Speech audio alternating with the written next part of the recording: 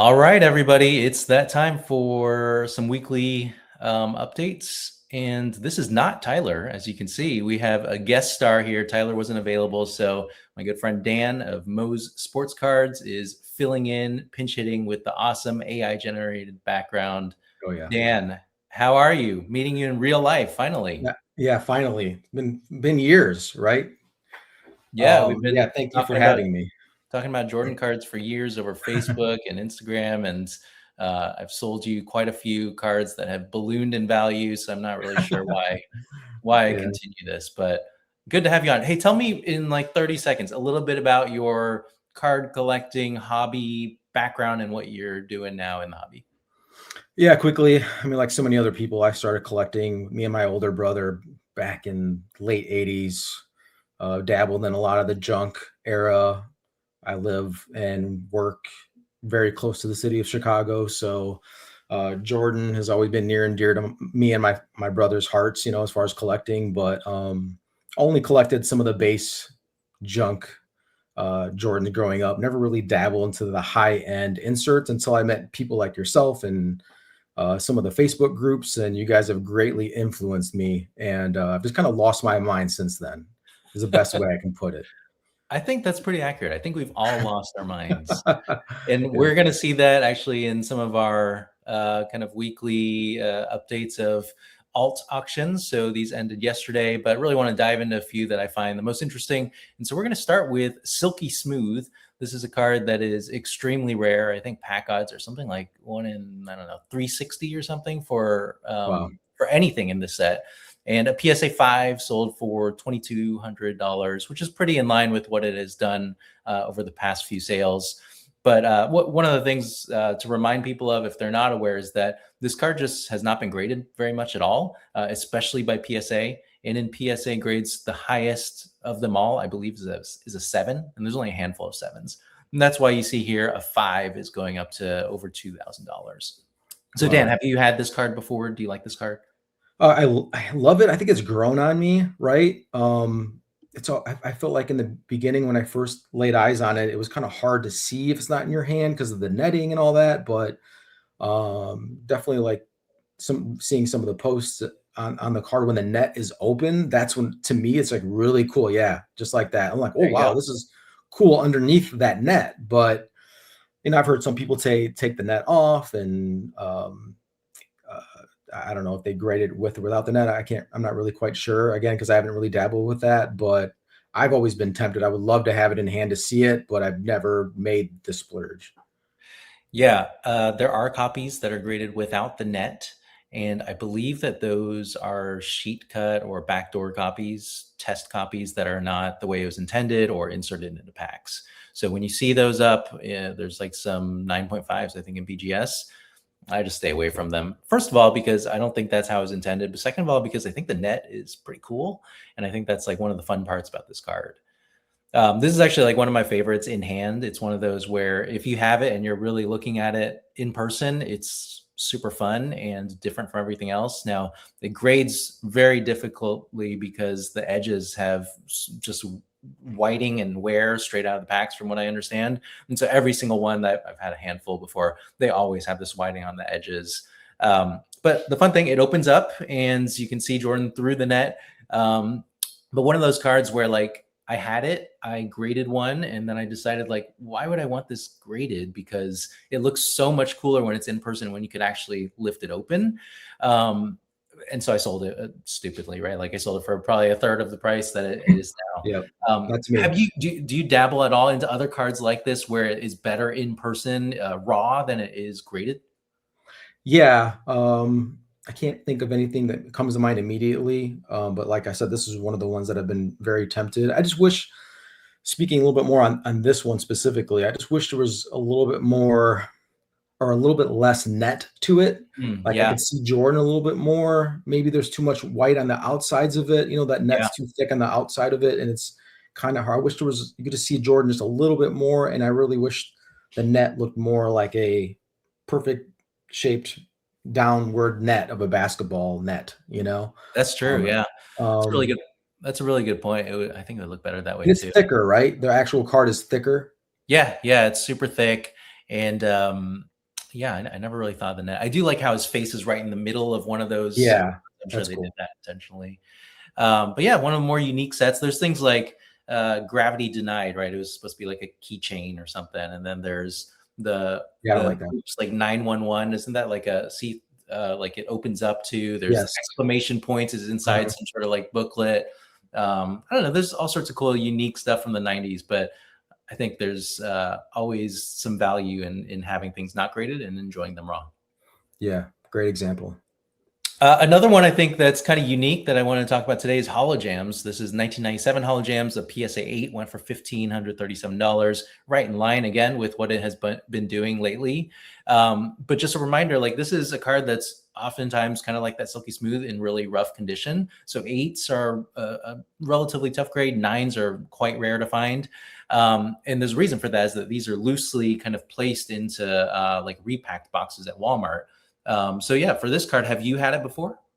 No, I haven't had that one. Plenty of the hologram upper deck Jordans, but I don't think I've ever owned that one. If I did, I probably sold it before 2020 very cheaply, Sure. but it doesn't ring a bell to me. It doesn't look familiar. Yeah, so I think this was like, at retail, it was kind of everything goes, right? And so there were these boxes where the manufacturers would put in like several packs of different brands. And this one in particular at Walmart, I think, had some collector's choice packs inside. And then on the front, it would have like one of these hologram cards. MJ obviously being the biggest, but you would see it like when you're going to buy it. You knew exactly which player you're getting. I think at Wow. the time I remember wanting like a Grant Hill because that's who I collected. But yeah, so because it was kind of loosely placed at the front of the box, then when it comes out, it's going to get banged up and beat up a little bit. But I think it gets to an interesting question. I mean, it's very rare in these grades. It's hard to grade. It's I think a very low print run as well.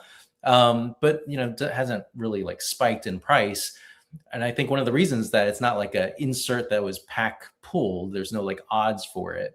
Does that matter to you? Do you care if a card is pack pulled versus non? I don't really, I think I'm so focused on the rarity of it. Obviously Okay. the image, and I think I'm getting more picky now. Like, what is the image of Jordan? What jersey color does he Yeah. have on? Like, I don't know why I'm getting so picky. Maybe it's just getting bored with certain things. Like Yeah. obviously with my background behind my face. Sure. So I mean that one, nothing against that one, but I just there's a couple things that I just prefer. I know everybody has their own niche or whatever they prefer, but I'm just all about rarity and image and stuff like that. So I think what I think of, and definitely I agree with you. Like we're getting bored of everything, right? So that's why we're getting into like looking at AI and seeing what kind Yeah. of pictures in the background. I actually Yep. think this one looks pretty cool, Yeah. and is quite rare. But I think more of like sets, like Beam Team members only and High Risers members. That whole members only set from Stadiums Club, those do really well now, and they're very rare. But they're not pack pulled. They're just rare sets that were sent to the members only group. Do you collect any of those? Oh, I love the members only Yeah. stuff. I feel Okay. like I love it more than the average person, where I'll splurge and buy one, and then I'm kind of like looking at it, and I'm like, well, you could barely even see the stamp, or you can Stamp. Yeah. barely see the members only in the background and some of the beating teams. And I get bored, then I sell or trade, But It's the cycle we again, go they're through, right? so rare. Some of the triumvirates, so rare. Um, Yeah. but I don't remember what I have left that I've held on to out of the members only. Yeah. I mean, definitely rare. And I guess people care about that. People pay up for it. So that's a good thing. I think for myself personally, I like that cards were inserted into packs. And so the things that are part of sets or something like this that is, inserted loosely as I guess like a box topper, it just doesn't really work as much for me. Like maybe I'm in the minority. I think I did a poll on this a little while back and it was, people did like the members only. So there you go. Your polls, everybody loves your polls, though. At least I do. The polls are Thank you, great. thank you. At least one person my poll is great. All right, one more I want to talk about here is the big man on court Z-Peat. The Yeah. BGS 8.5 went at alt for over 9,000. It went for over 8,000 a few weeks ago and has really started to jump up a bit. This is a card that's extremely rare. I think the pack odds are over 10,000 packs for like the Jordan. So unbelievably rare. There's maybe a couple hundred of them in production for print runs. It looks very similar to the base Big Man on Court, except that it has kind of this like foil front background that Tyler and I don't like. But interesting thing about this card is that I know you have one because I told you to buy one when Yes. it was up for sale earlier this year for, I don't know, like a third of this price. So it sounds like you like this card. Do you still like it? Yeah, again, rarity, and then we start talking about die cuts. Me and you have that, I think, in common. We love the die cuts. I don't know why I've thought about this. Like, why do I love the die cuts? But I don't know. Just something different is versus just the square standard cards. I've always had in the beginning of looking at this card is identifying, oh, there's the Z-Peat. That's what makes it different. Obviously, the foil, like you said, and it's saying Z-Peat on the bottom. But then you talk about the fakes that are out there, which I am not educated in. With guys like yourself and other collectors, I have to refer to you, and I think I did with the one I bought, so you can say, hey, does this look good to you before I purchased it? Yeah. Um, This is, yeah, I think this was a copy that I graded myself. So I actually bought it raw. cool, awesome. And the key way to tell, there's like a couple YouTube videos out there, but it's really the corners of the top right and then the left side. So you can see here, the very top corner needs to be extremely pointy. That's kind of number one. The N on the between the blue and red here, the N has to have kind of a jagged edge, so more pointy edges. The fakes are more rounded. And then on the left side, the M of men, again, has to have a little bit more jagged kind of edge going into the B instead of the smooth. And so it's very commonly from all the fakes that I've seen, like those are the easy ways to tell. And unfortunately, there were quite a few fakes that all got graded. Most of them, I think, with serial numbers that start in 0008. I think maybe 0007, but those early graded, they were all in a row, all at the same time, I believe from Asia, unfortunately. And so this card, I think there's too many out there that are fake. So some people, I think, just don't want to buy them, especially in BGS slabs. Yeah, I'm happy as an owner. I'm happy to see it go up. Not just because I own it, just because I feel like, it's cool, it's rare. And I'm not surprised that it keeps on selling at all-time highs. So I think the next one, maybe an 8.5 for my 8.5 Mafia. Yeah. We can talk about that too. I think even in grades such as that with BGS, it's showing the rarity of it. Yeah, I mean, you often tell me about your eBay sales. I know you have a pretty big eBay store, so you've set some all-time highs here and there that I've posted. I think yours was up on eBay, so who knows what'll happen for the next sale on this. Yeah. Oh yeah. All right, let's go over another one that actually I sold you one of these, right? A cut above. Yes. I think the No, first one I had. Yes. no, you know what Maybe. happened is that I think I suggested that you sell one to upgrade because the price was high, and you sold it, and then prices went crazy, and I felt bad. And then we found you a different one to get after a little bit. I don't know, is it an 8.5 as well? Yes. Yep.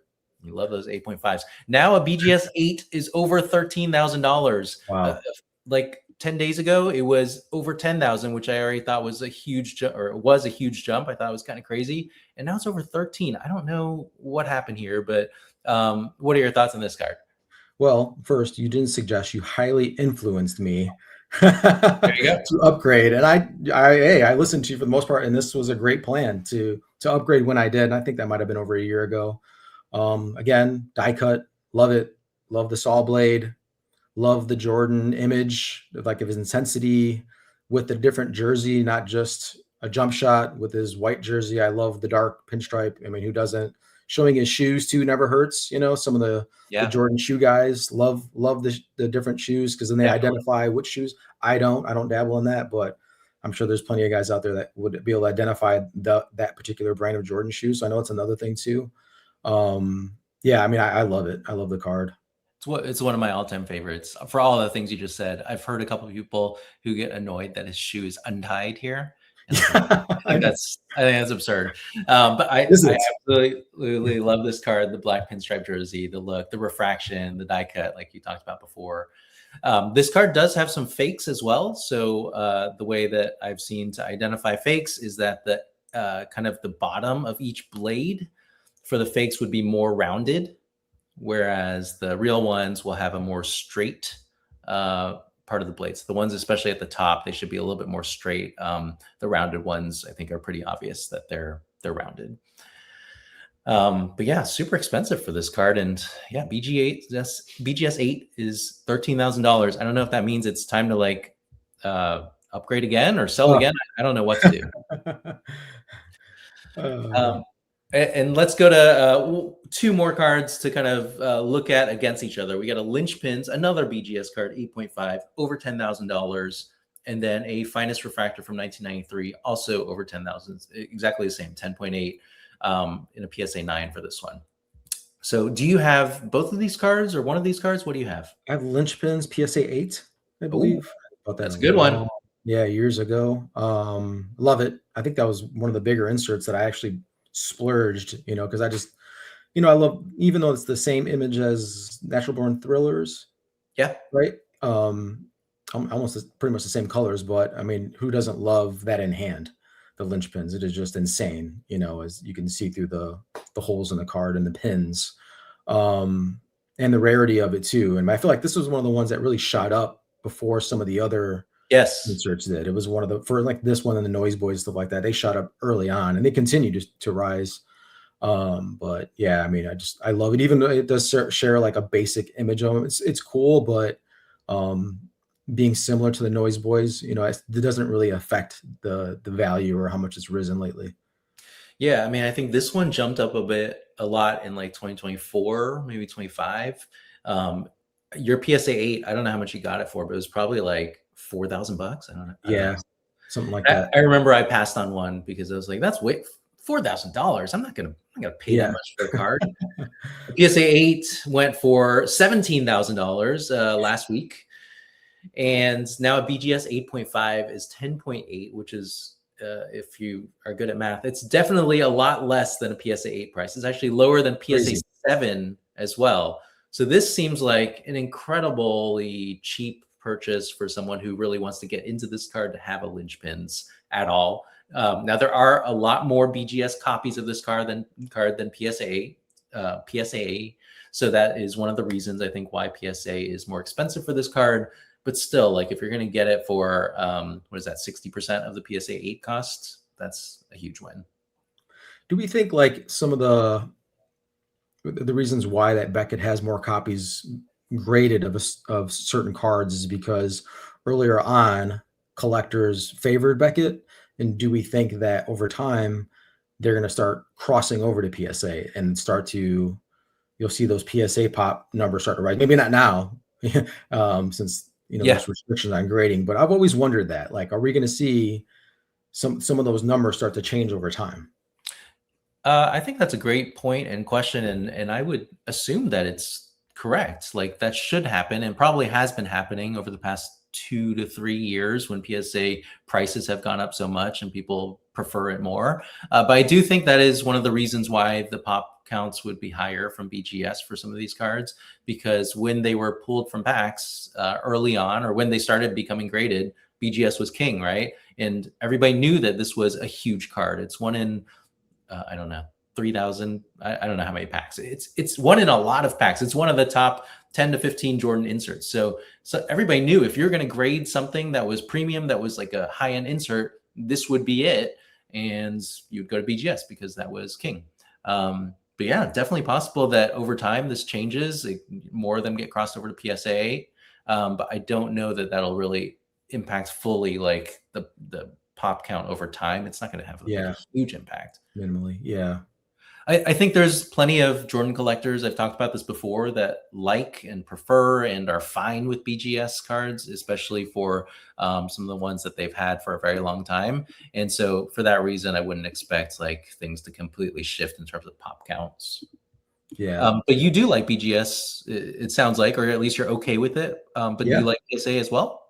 Yeah, I'm good with both. I've collected long enough where in the beginning, back in when I first started collecting graded cards, 2013, 14, I remember like Beckett was very popular.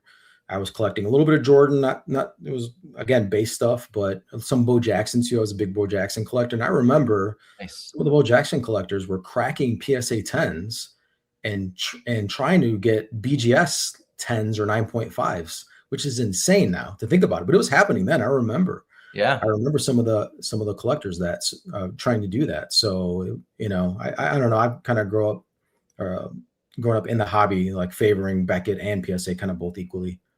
Okay, cool. Well, this one, like I mentioned before, amazing card, 10.8. I think it's a great deal. Mhm. Same price, you can get a 93 finest refractor PSA 9. Now, this card, I assume that you've had this at some point at least? I don't think I've owned that one. Oh, No, you've never had it. no, I don't think I've owned that in a First refractor. No, refractor. Okay. You're not no, really a refractor guy. I've had them, but Yeah. I don't know, for whatever reason, traded, sold. Yeah. Doesn't seem to be your thing. One of the I reasons don't why like the image. hate this image. I think it's such a bad picture. But more importantly, so many of them get green and hulked. This one in particular that sold for 10.8. This is it. It is so green. It's so ugly. I can't.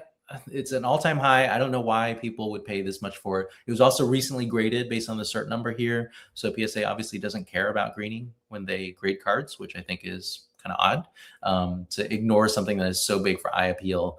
And yeah, it bothers me deeply that this card in a PSA 9 costs the same as that Lynch Pins in a BGS 8.5. Yeah, it's great points. The image, I mean, I love refractors. I love them. Let me just say that first. The regular refractors, atomic refractors, they're some of them are gorgeous. They're beautiful. I don't not only care for his image, but the card design in general. Like I The have no colors, idea what's going on with this one at all.